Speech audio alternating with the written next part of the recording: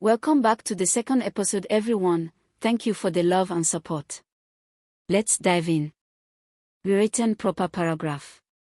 Linda had always believed the nightly visits were nothing more than vivid dreams, strange, unsettling, yet oddly comforting. But each dawn brought signs that something far beyond imagination was happening. She woke with the lingering warmth of a body beside her, the scent of an unfamiliar man on her skin, and sheets that felt recently occupied. Every midnight, the moment the clock clicked to 12, the presence returned. He touched her with a gentleness no dream could mimic, moving through her room with silent footsteps that echoed louder than the busy Lego streets outside. She never imagined a ghost could hold her with such calm, human tenderness. Still, she never screamed. Instead, she drifted between fear and an undeniable pull toward the mysterious figure who visited her in the dark. Shadows shifted in her apartment, her mirror sometimes fogged as though someone had breathed against it. Even with locked doors and sealed windows, he always found his way in. Some nights she felt the bed sink beneath another weight, other nights invisible fingers traced her arms like a lover claiming what was his. It terrified her, yet she couldn't deny the odd comfort that came with his presence. She didn't know his name or why she could sense him so deeply, only that something from the spirit world was reaching out to her. When she finally gathered the courage to speak to him, the ghost stepped forward, his outline glowing faintly in the dim room. "You are not dreaming, and you are not mad," he said. "I am Chuka. I used to live here before you moved in." Her voice trembled as she insisted, "I didn't kill you." Chuka shook his head. "I'm not dead. Not yet. My spirit wanders because something is keeping me from returning to my body." His words sent a shiver through her. For the first time, she realized the gentle figure who visited her each night was suffering, lost between two worlds. When she asked what happened to him, Chuka stepped closer, his presence warming the cold air between them. "I came to you because you are the only one who can see me," he said softly.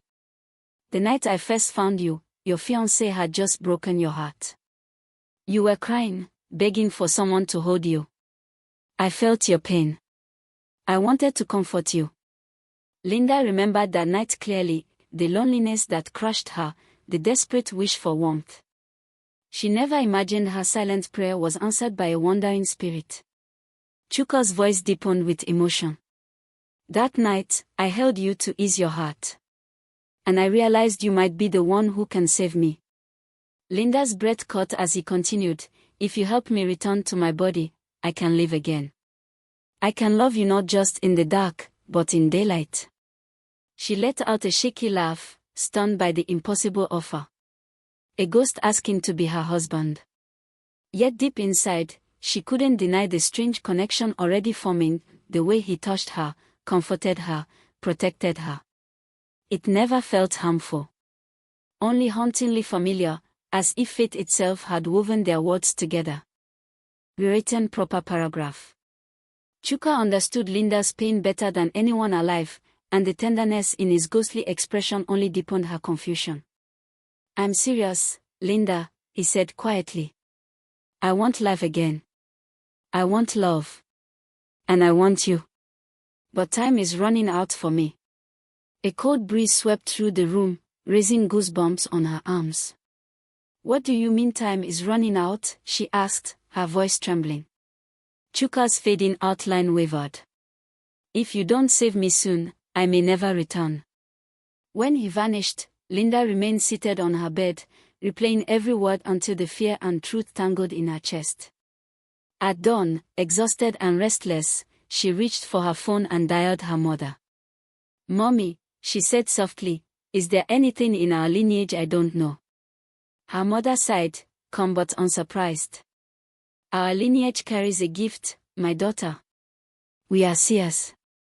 We see what others cannot, through dreams, visions, and encounters that feel impossible."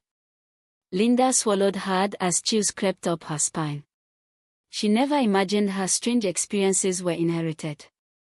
"Every woman in our bloodline has this gift," her mother continued. "It passes from mother to daughter. You cannot run from it. Linda's heart pounded as she realized why she alone could see Chuka.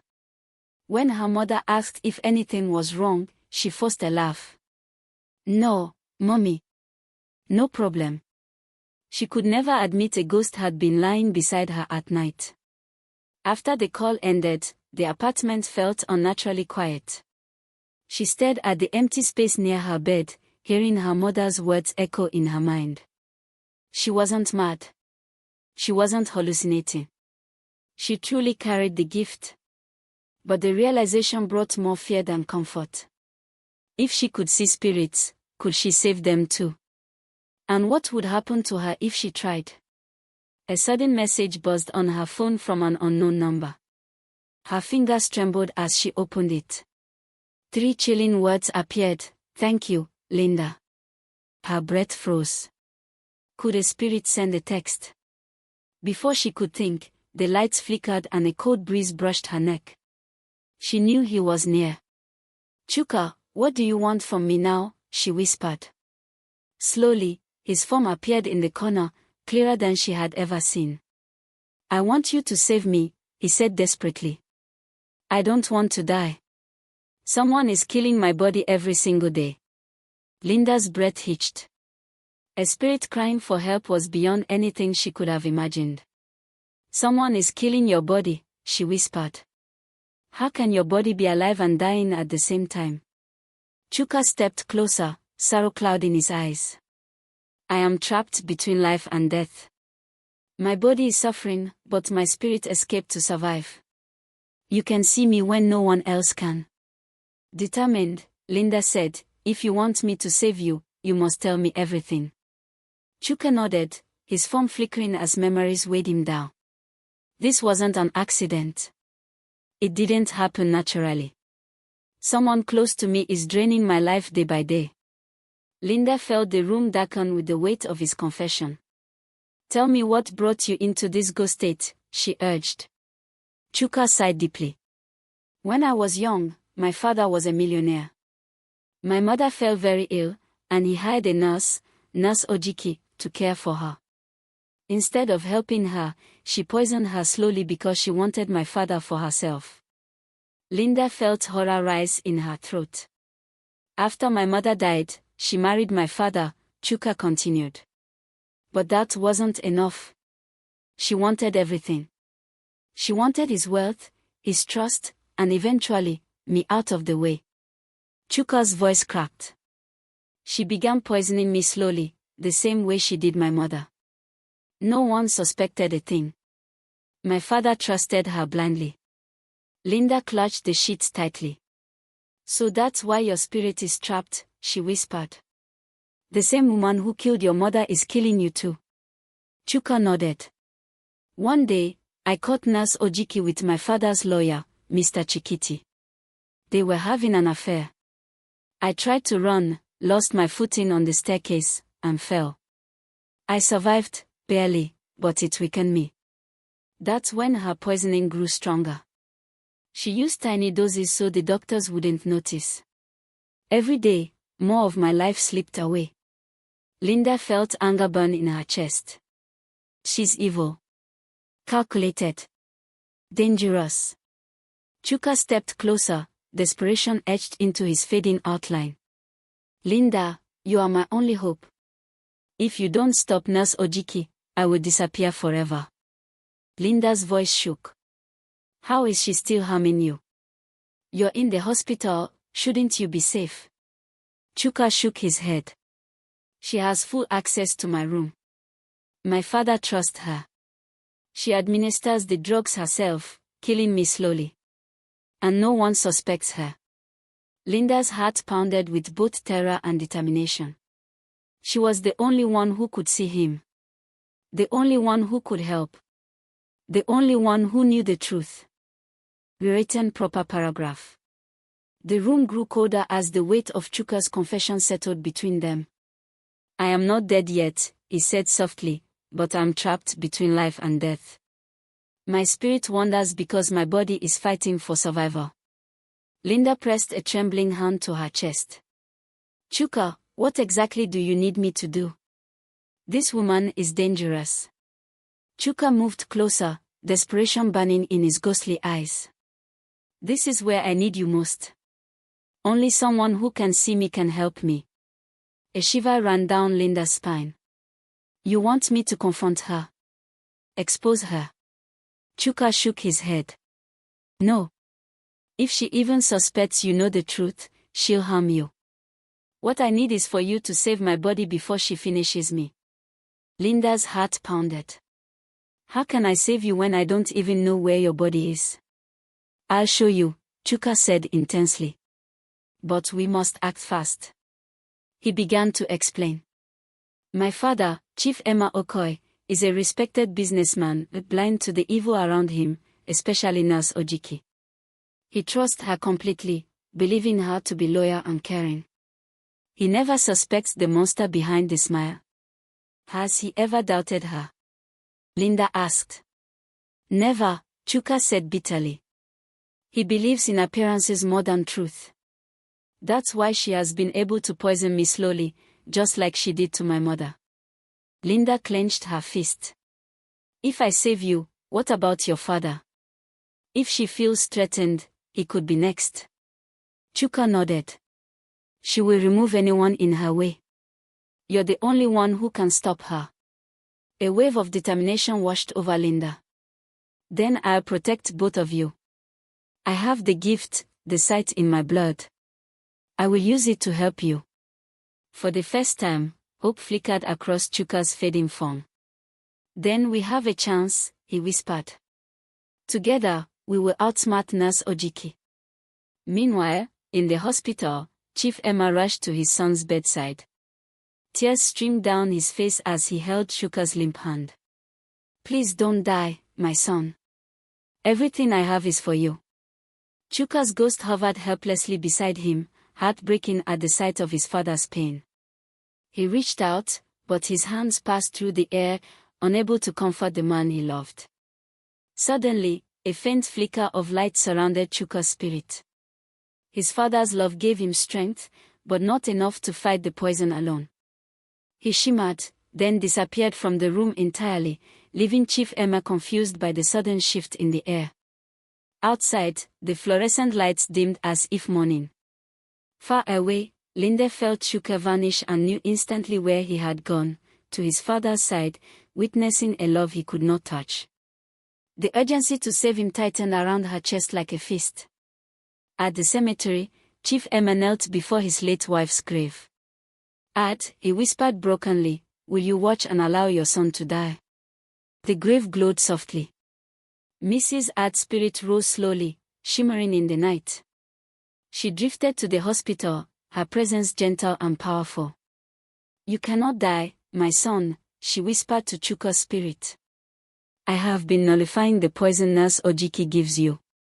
But time is not on your side. Chuka stared at her in awe. So you've been protecting me all this time?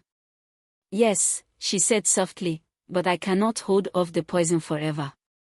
Linda felt her resolve harden. She needed a plan, and fast. Mrs. Ad's glow strengthened, pushing warmth into Chuka's fragile body. Hurry, she warned, or Ojiki will finish what she started.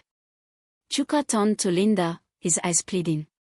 If we fail, I will die, and my spirit may never return. Suddenly, a shadow flickered outside Linda's window, tall, silent, watching. A chill crawled down her spine. Was it Nurse Ojiki? Or something worse?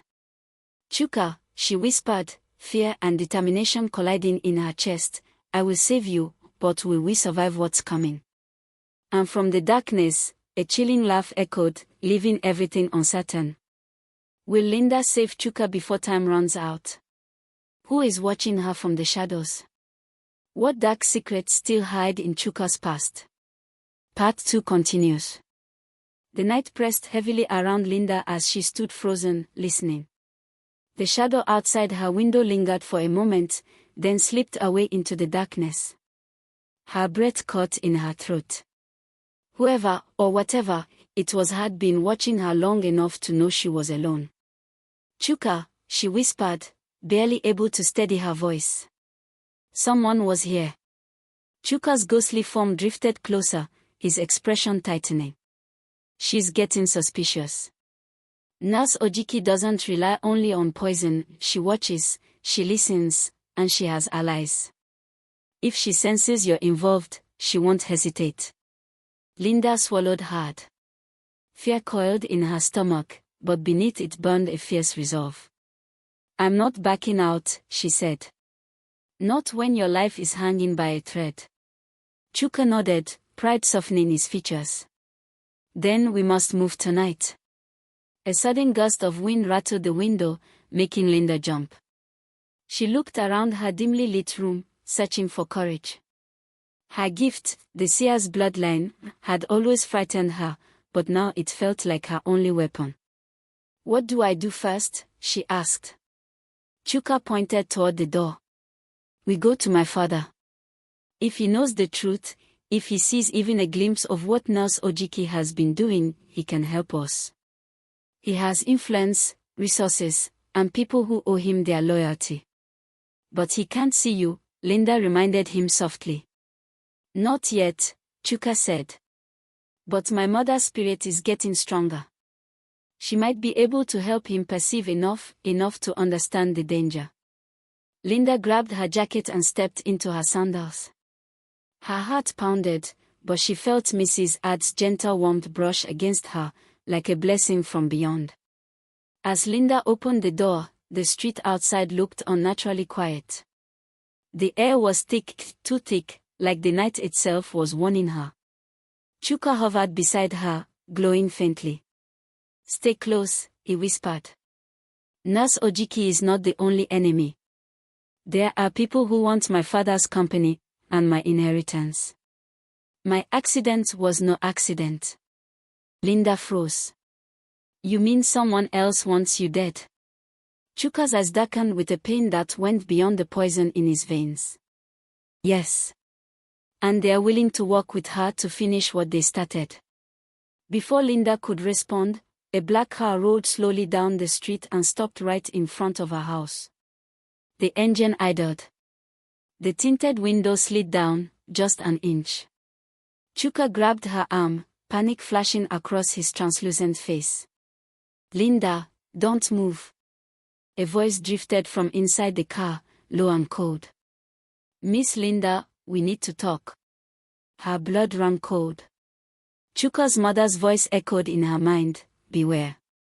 Ojiki is cunning, but she is not the only one.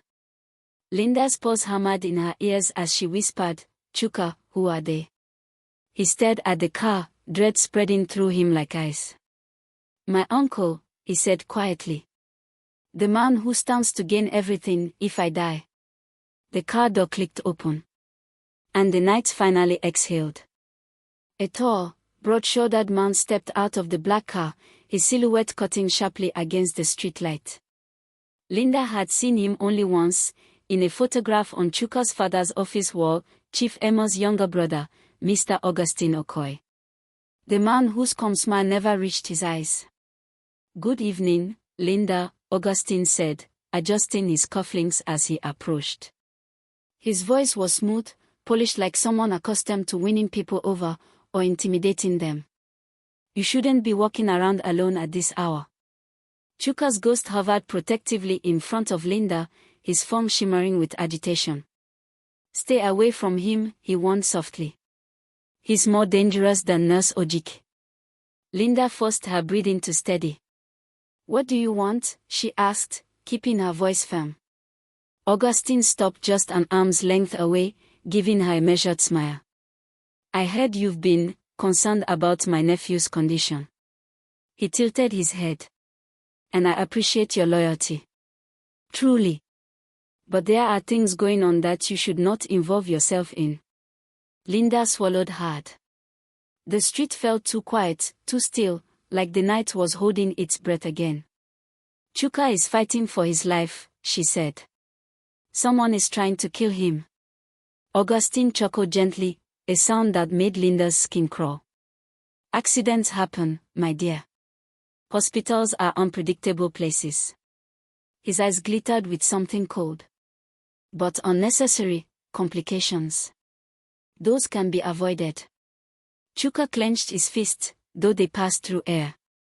He wants me gone, Linda. He's the reason Nurse Ojiki is so confident. Linda stepped back, her pulse pounding. Why are you here? To help you, Augustine replied smoothly. To advise you. A smart young woman like you shouldn't get tangled in a family matter as messy as this. He leaned closer, lowering his voice. Leave it alone, Linda. Walk away. Before someone decides you know too much. A shiver ran down her spine. Was that a warning, or a threat? Suddenly, a gust of cold air swept past them, and the streetlight above flickered violently. Chuka's mother's spirit materialized faintly behind Linda, only Chuka could see her, and his eyes widened. Mother, he breathed. Mrs. Add's glowing form hovered protectively near Linda, her eyes locked on Augustine with a fury that radiated through the air.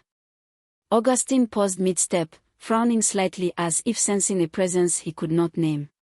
He looked around uneasily. For a moment, Linda noticed uncertainty crack through his confidence. Then he regained his composure. Think about what I said, he murmured. Before the night swallows you, too. He returned to the car, and it rolled away silently, leaving the street colder than before. Linda let out a shaky breath. Chuka, he knows something. He's involved. I could feel it. Chuka's ghost hovered close, sorrow and fury battling in his eyes. He wants my father's company, the inheritance, the power.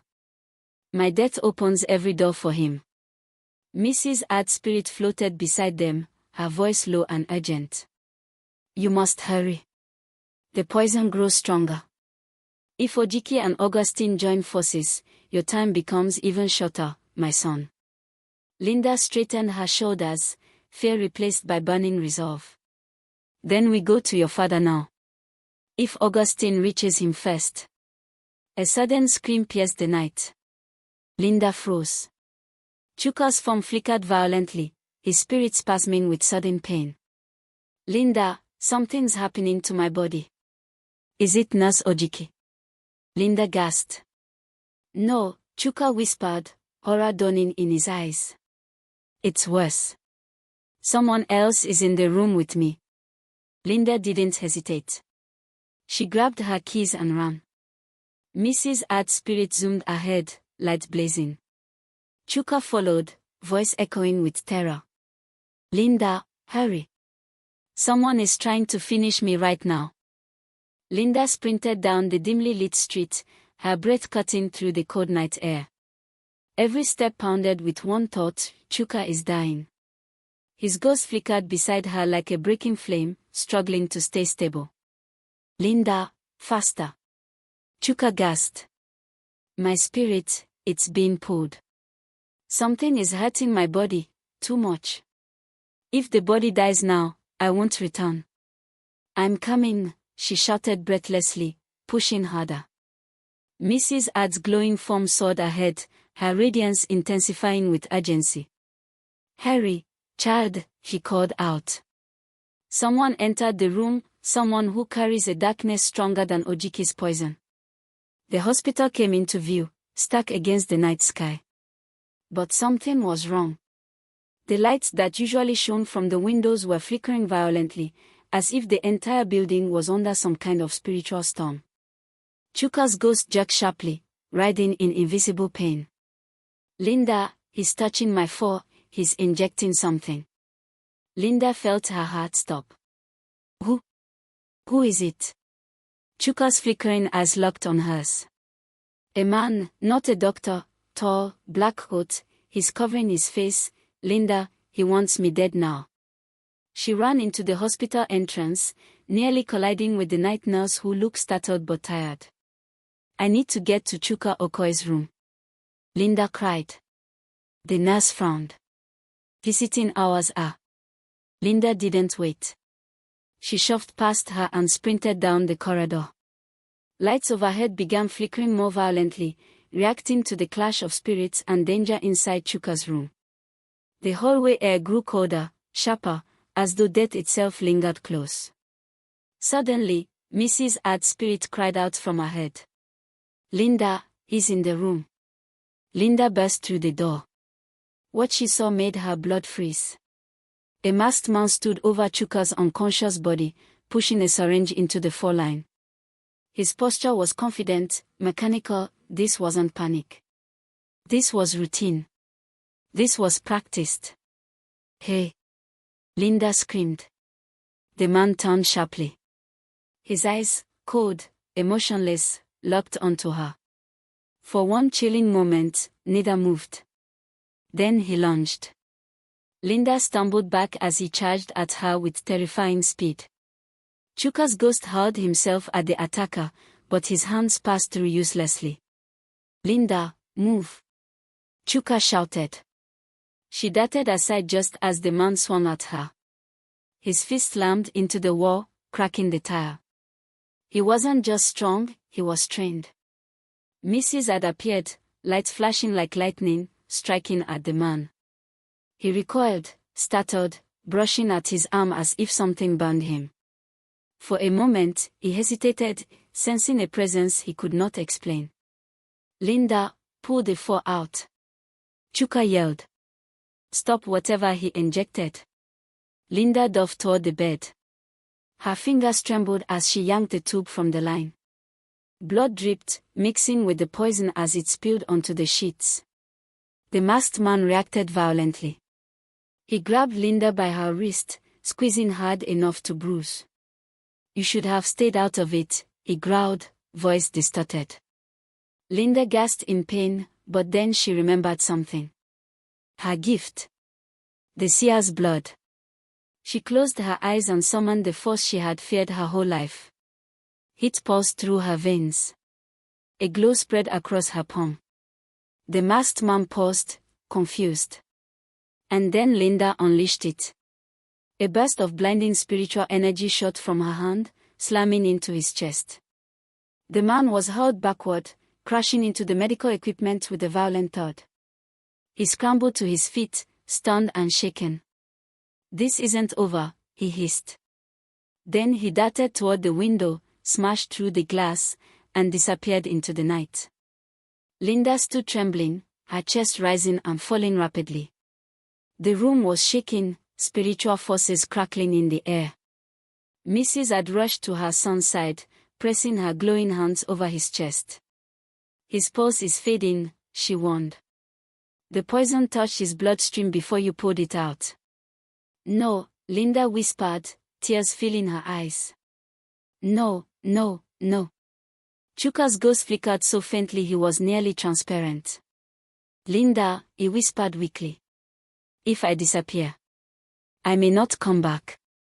"Don't you dare leave me," Linda cried, grabbing his hand even though it passed through. "Hold on. Just hold on." A sudden alarm pierced the air, the heart monitor beeping in frantic, unstable patterns. Mrs. had looked at Linda, her voice trembling. "There is one way, but it is forbidden even among the seers." Linda wiped her tears. "Tell me." "You must merge your spiritual energy with his," Mrs. had said. "Just enough to anchor him, or it will be the end." Linda swallowed hard. "I'll do it." "You don't understand," Chuka whispered, fading. "If you do this, you could die instead." Linda stepped forward, eyes blazing with determination. "Then we live, or die, together." She placed her glowing hands over Chuka's heart. And the room exploded with light.